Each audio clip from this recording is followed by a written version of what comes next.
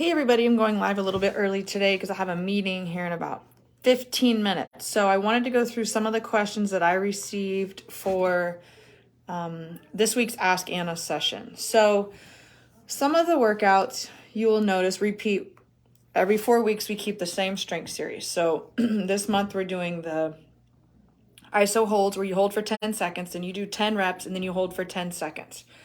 We do that for bench, we're doing that for squats, and then we have what we call accessory lifts. So the way that I program means that we have one main heavy lift that we focus on, and then we have a couple accessory lifts or lifts that work similar muscle groups in the area for a designated number of reps. So for 4 weeks, I try 4 to 5 weeks or 1 month, I try to keep the same rep scheme.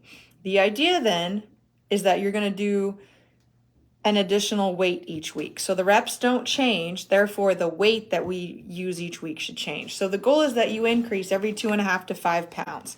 That's roughly what I encourage the girls at the gym to do by the last set. Now, there's a lot of things that factor into that. Let's say you did not sleep, you've had head congestion like all the rest of us because of allergies, you were on your feet a lot the day before, you may not be able to go up the 5 pounds. This is a lot based off intuitiveness with your own body. If you go and lift a normal weight, you lift for a warm-up set and it feels extremely heavy, you may not be able to push the 5 reps that week. That is okay. There's not a hard and fast rule for this. It's very much how you feel. The days you feel really good, you can push and go up 10 pounds. The days you don't feel as great, you can only go up 5, or you can stay the same as the week before.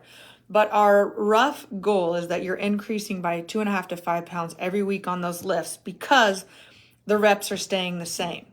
If I was increasing the reps every week, like this week we do 1 set of 10, next week you do 1 set of 15, the next week you do 1 set of 20, then I would tell you to keep the weight the same because the reps are changing.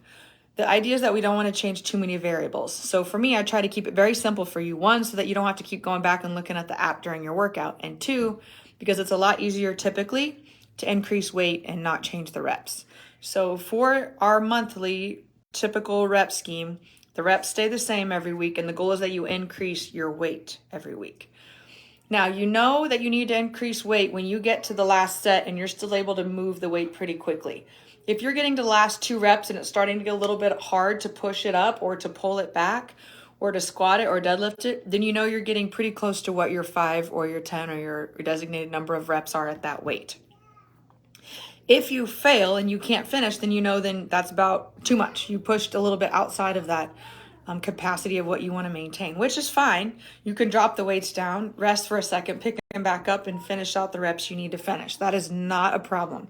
Or you just decide you're done for the day and not go on past that.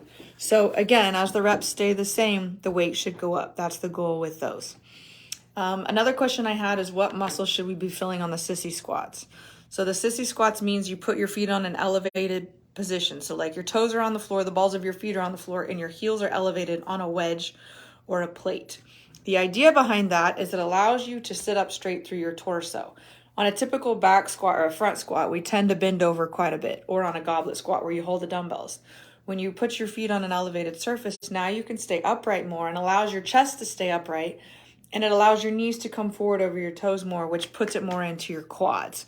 So you should feel a lot more on the front of your legs with that position of a sissy squat than you do with your other type of squatting methods. So the goal there is to tap into some quads, the front of your thighs, to work those a little bit more. Let me see what my other questions were. I've also been adding quick snippets from the gym when I'm coaching live. I've been trying to record some and add some words to it so that you can go back and watch. So we did landmine RDLs this week. I also think I put one in there about strict press where you're not arching your back. If you keep your back flat when you press overhead, then it isolates the shoulders a little better. I think I did this one also this week on the landmine row where you should be feeling that. So I'll make sure and post those videos in the group and in the app. Go back and watch those if you need refreshers on where you should be feeling those exercises as well. So hopefully that answers today's question about how you should be moving forward and progress. For the way I program, the best recommendation is increase weight each week, 2.5 to 5 pounds, because the reps stay the same. So if you have any other questions for next week's Ask Anna session, please message me in the app or on Facebook or in the group here. I'll be glad to answer them. Have a good weekend. 1 more week of this month's programming, and then we'll start a new one for October.